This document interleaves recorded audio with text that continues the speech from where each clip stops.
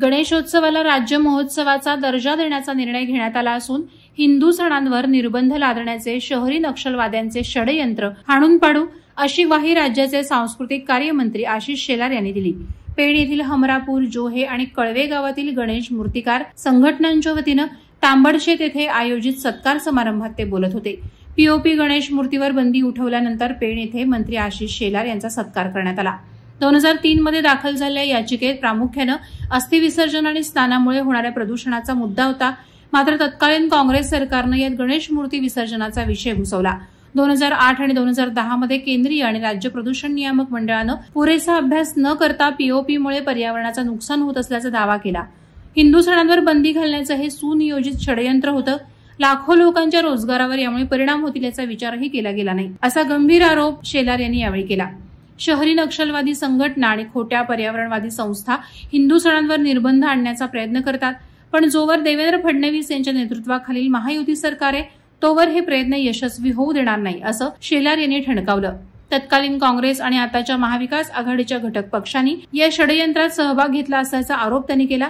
गणेशोत्सव, दहीहंडी, नागपंचमी यासारख्या हिंदू सणांविरोधात षडयंत्र रचलं जात असल्याचा दावा करत शेलार यांनी यंदा गणेशोत्सव धूमधडाक्यात साजरा करण्याचं आवाहन केलं। आणि झूठ बोलणारे लोक जे आहेत तीच लोक आहेत ज्या लोकांनी या बंदीचा निर्णय मुंबई महानगरपालिकेमध्ये पहिल्यांदा घेतला, कुठलाही आदेश नसताना त्या मंडळींचं नाव एकच सांगायचं झालं तर मुंबई महापालिकेत त्यावेळेला सत्ता असलेले उद्धव ठाकरेजी आणि आदित्य ठाकरे यांचं सरकार आहे। या 2003 आणि 5 ला ऍफिडेव्हिट दाखल करणारे काँग्रेसवाले आणि या जिल्ह्यामध्ये जे शेकापवाले या सुभाषा सेना आणि काँग्रेस बरोबर आहे ही मंडळी आहे।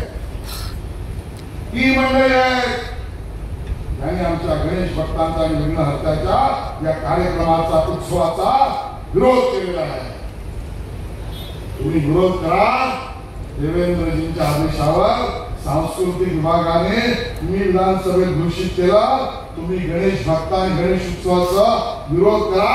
आम्ही भूमिका घेतली, हा राज्याचा अधिकृत महोत्सव आहे आणि तो आणि म्हणून यात लपलेले जे कोणी शहरी नक्षलवादी आहेत ते लपलेले शहरी नक्षलवादी हिंदू सणाचे विरोधी आहेत। मला कधी वाटलं नाही, भेटलं नाही, मी काही विरोधात बोलत नाहीये, माझी ती भूमिका नाहीये, पण मुद्दा म्हणून सांगतोय।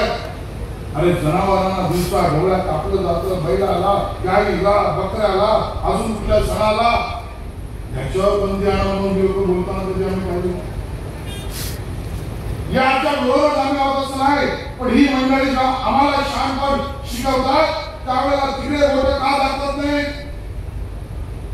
उद्या हे वटपौर्णिमेवर बंदी आणखी नागपंचमीवर आणलीच आहे आणि म्हणून हळूहळू करून जे झाले ते शुक्राचार्य असलेले शहरी नक्षलवादी हे हळूहळू आपल्या उत्सवावर सणावर बंदी आणत चाललेले आहे।